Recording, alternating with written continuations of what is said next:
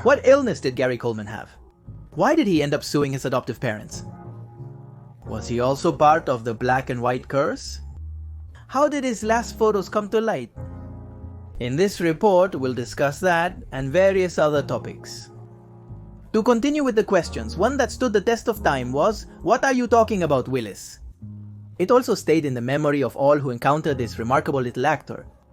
Gary Coleman was born with a congenital kidney disease. For this reason, his growth stopped at an early age. His short stature, however, did not prevent him from becoming a legend. He rose to fame in the late 1970s and became one of the biggest icons of the 80s. His character Arnold Jackson in the series Different Strokes, better known as Black and White, led him to his best professional moment but also to his worst typecasting. The series was on air for 8 years, a long time for a show but very short for a career. After the end of Black and White, Gary went through several situations, each worse than the last. When the entertainment world slammed the door in his face, he embraced a criminal and aggressive behavior. He acted, was a security guard, was part of video games, and participated with several cameos in famous series, but he never managed to revive the stardom that his early years gave him. The debacle of his life came alongside his last fall precisely on May 28, 2010. The day Gary Coleman died.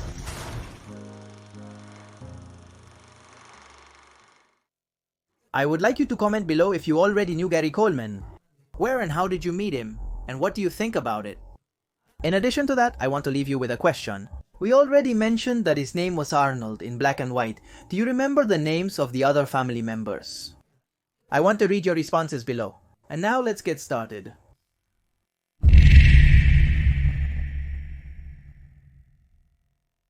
Like every Wednesday, Gary Coleman went to the hospital for his usual treatment as he had a congenital kidney disease since he was very young.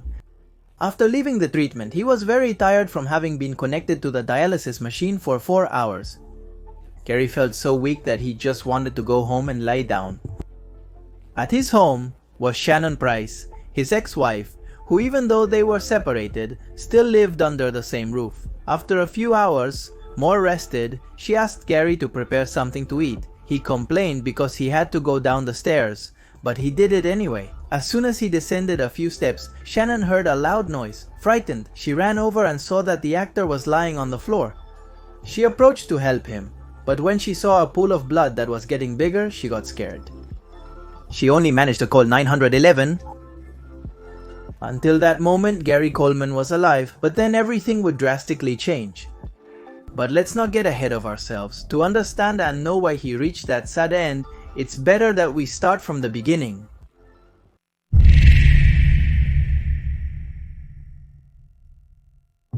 Gary Wayne Coleman was born in Illinois on February 8, 1968. From the very beginning, his life was dynamic and marked by changes. At just 4 days old, he was adopted by nurse Edmonia Sue and Willie Coleman, an elevator operator. Little Gary was born with a big smile, but also with a congenital kidney disease. This disease caused him nephritis, which could be described as a set of diseases that cause kidney inflammation. Due to these issues, he had a kidney transplant at the age of 5. That would not be the only surgical intervention he would have to undergo over the years. It's worth noting that, as we mentioned, he frequently underwent dialysis. Among other characteristics that complicated the actor's day-to-day life, his growth stopped at 1 meter 42. Some sites suggest that his growth was permanently stunted due to the side effects of the medications he was forced to consume. Despite everything, even though his life seemed to be marked by adversity, he knew how to overcome it. While at Zion Elementary School in Illinois, his mother persuaded him to do commercials. Thanks to that, a talent scout saw him in a commercial for a Chicago bank. This marked the beginning of a meteoric career. From that moment on, he made appearances in important series of the time. His personality, combined with his quick responses and appearance, led him to the series Black and White. From one day to the next, Gary became known as Arnold. What the actor didn't know was that the character was going to steal his life.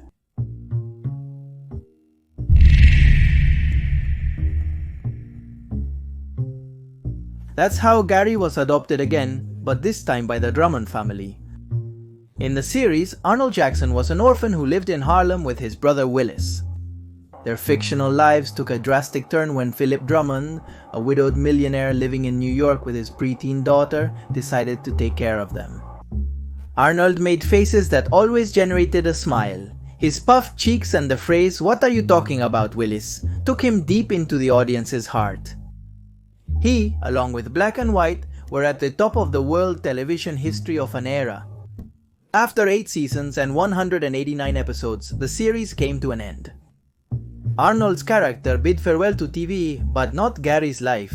The actor always maintained a positive demeanor during Black and White's filming. He joked with the crew and appeared content.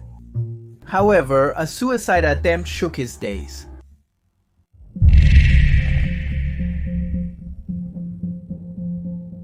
The end of Black and White was unremarkable. The series had worn out due to a recycled plot over several seasons. Moreover, news about the actors, now grown up, overshadowed the fiction.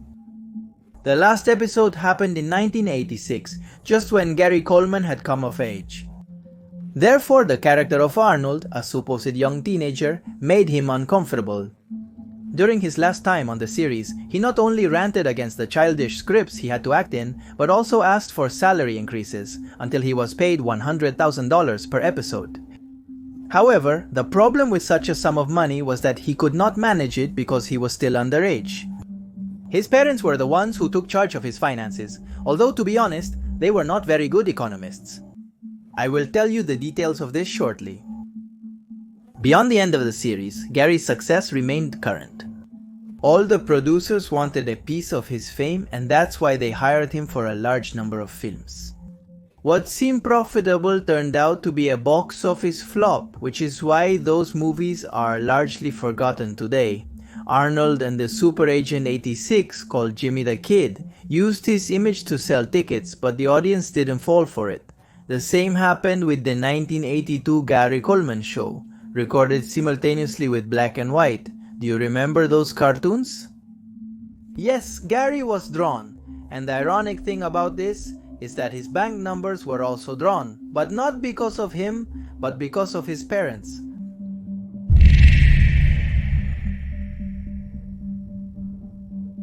Coleman was the highest paid child actor of the 1970s and 80s.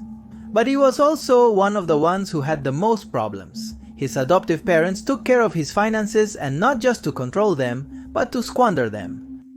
While Gary's career was exploding, the adults in charge of the golden child of the 80s were taking more money than they should have. But how long could that improper handling of his earnings last? Well, it turns out that Gary Coleman, when he turned 18, went to the bank to count what was there because according to his calculations, they should have saved $18 million.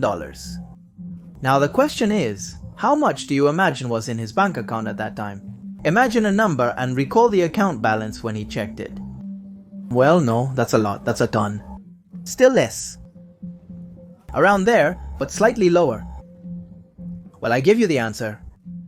What Gary Coleman found was $220,000 out of the $18 million that there should have been. In other words, roughly equivalent to the payment for 2 episodes of his series when he worked there for 8 seasons. This discovery led the actor to make a painful decision. Years later, more precisely in 1989, he sued his parents and his agent for misappropriation of his savings. After several legal back and forths, the child star was now an adult and won the lawsuit. But he didn't recover the total amount that was taken from him, but only about $1.3 million, a not at all negligible sum but far from the lost fortune. From this situation, Gary Coleman's life descended into becoming a person full of legal problems. Interestingly, the amount he received from the lawsuit was his last substantial gain for at least a decade. And by this I mean that in the 90s, Gary was just a shadow and a memory for Hollywood.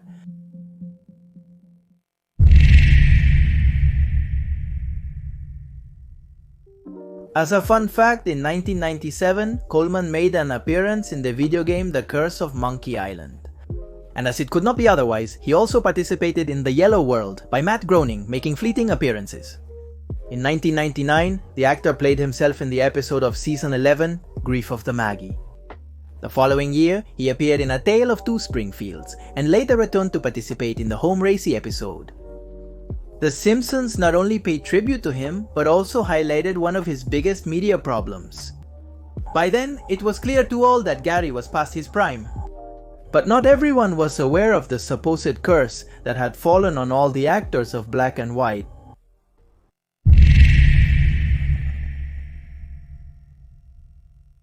Before 2000, a grim theory gained traction. Several media outlets claimed that there was the curse of Black and White. Todd Bridges, who played Willis, and Dana Plato, the sweet Kimberly, were arrested for drug use and their lives ended up destroyed. Precisely in the year 1999, Dana was found dead in a highly questionable situation. The report on her life can be seen on this same channel. It's called The Day Dana Plato Died. You can find it there, and I'll also leave a link at the end so you don't have to bother looking for it, and there you can draw your own conclusions. The same year, the young actor experienced a terrible time. Coleman declared bankruptcy, which he attributed to his parents' mismanagement. By then, he had switched industries. Beyond sporadic acting gigs, he began to dedicate his life to working as a security guard. Many people couldn't believe that the charming kid from TV ended up in that position. With his security guard job came several annoyances for him, especially ridicule and harassment from people. During that time, Coleman had a fit of rage and punched a woman who asked for his autograph on the street.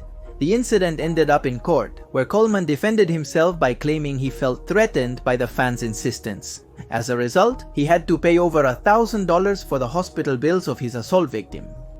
Luckily for him, the sentence was suspended, but far from learning, the former actor only sank deeper and deeper.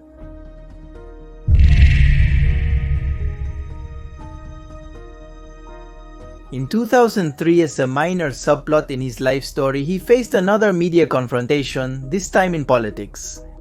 He ran for governor of California, and at that time he said, "I'm the least qualified guy for the job, but I'll probably do it better than anyone."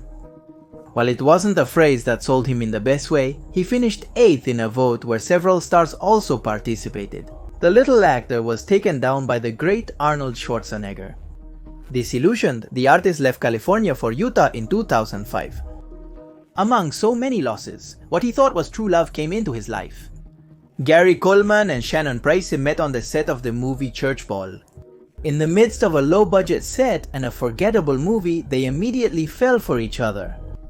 They started dating in 2006, and the following year they got married on top of a Nevada mountain. In 2008, at 40 years old, he openly confessed his virginity. "I didn't choose to be. I feel desire like anyone else, but I still don't know what sex is." However, the couple was not destined for success due to differences in age, height, and ideals.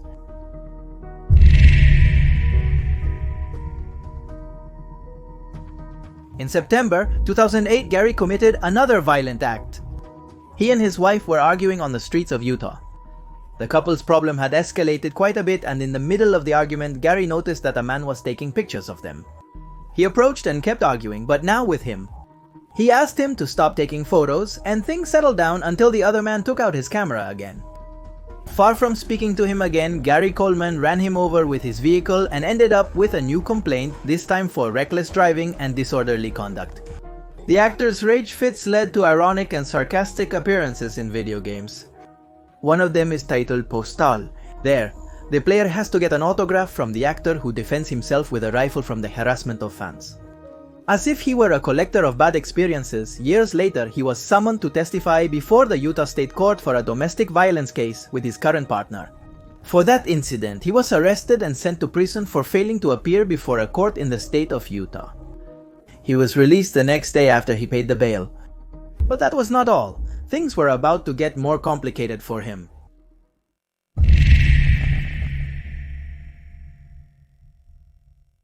Saturday Night Live comedian Molly Shannon published her new memoir last year titled Hello Molly. In it, she describes a terrible experience in Los Angeles in 1987.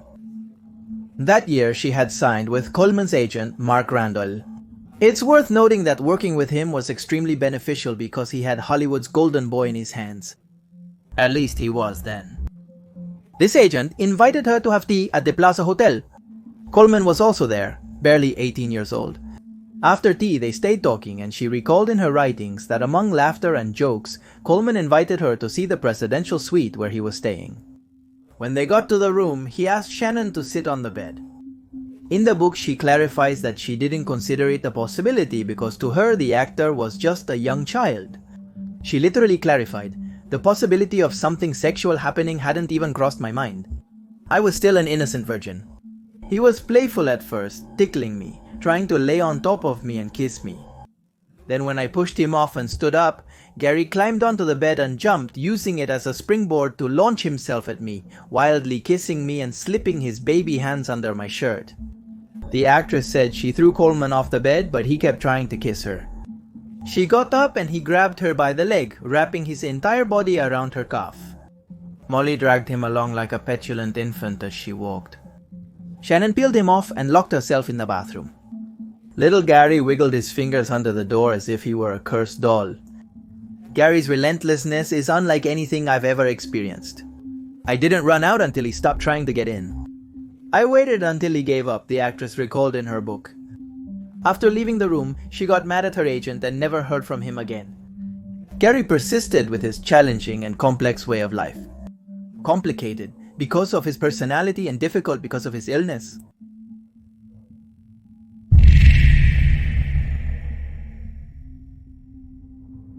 Every week, for almost 30 years, the actor underwent dialysis for his kidney problem. The consequences became apparent years later. His life expectancy decreased and the risk of heart disease increased. He looked to his wife for someone to take care of him, but their relationship didn't last long. They lived together under one roof until death parted them. On May 28, 2010, Gary had a tough day due to his 4-hour dialysis session. Despite his exhaustion, he had to attend to his ex-wife's demands. As he went down the stairs, he collapsed and she rushed over as fast as she could. Frightened by the sight, she only managed to call 911. My husband went to make me food downstairs after getting home.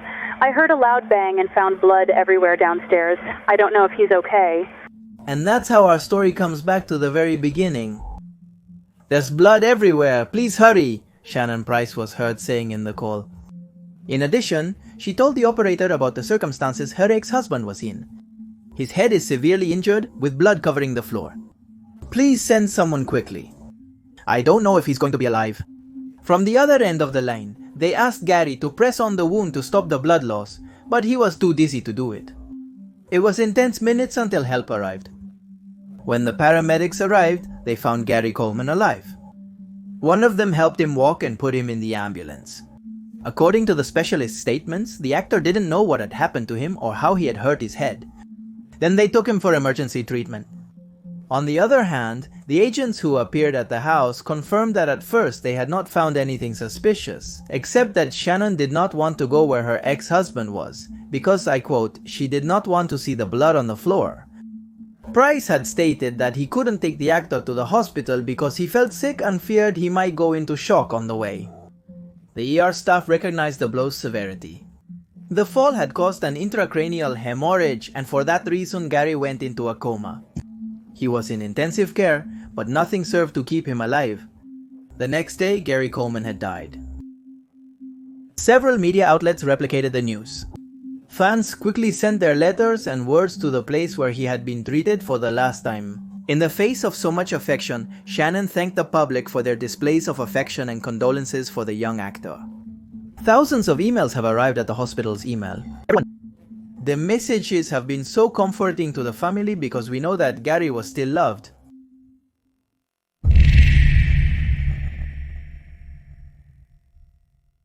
Days after Coleman's passing, the accident's details became known to all.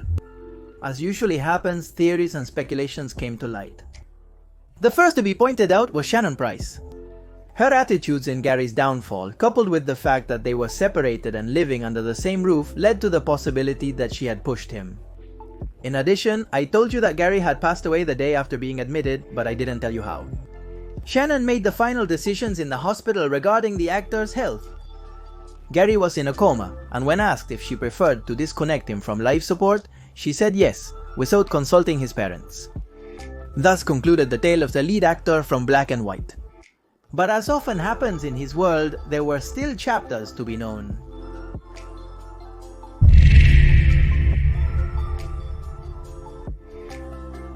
The police chief of Santa Queen, Dennis Howard, said that an autopsy found that Coleman died of natural causes after an accidental fall. Thus, the state forensic doctor's conclusions ended the police investigation into the death. Also silenced were the words of the people and the tabloid media who wanted to feed on all the unleashed morbidity. But they were not the only ones who wanted to continue feeding off Gary. 2 weeks after the accident, the actor could not rest in peace. His ex-manager and former wife disagreed on his burial site. For this reason, everything was left in suspense while his body was kept in a Utah morgue. Due to this issue, the morgue statement will also be revealed. In a situation like this, where we have different individuals or family members claiming the right of disposition of the body, the Utah statute states that it will actually be nothing until a court order is received determining the right of disposition, or if the parties themselves come to an agreement. This disagreement arose because Coleman specified in his will that his remains were to be cremated. The location for his ashes to be placed became another point of contention. He also put in writing that no funeral services or other private ceremony should be held. In the midst of fights between ex-partners and ex-agents, there were two people who were having a very hard time. Sue and Willie Coleman, Gary's parents, were angry with Shannon for the way she was handling their son's death, but they held no grudge against her. They simply stated that they felt she had robbed them of the chance to say a final goodbye. The actor left nothing to his ex-partner in his will. However, she profited from the last photos of Gary as she sold them to the media for substantial sums of money. His parents received nothing and didn't complain. After all, they had already spent all of Gary's money while he was alive.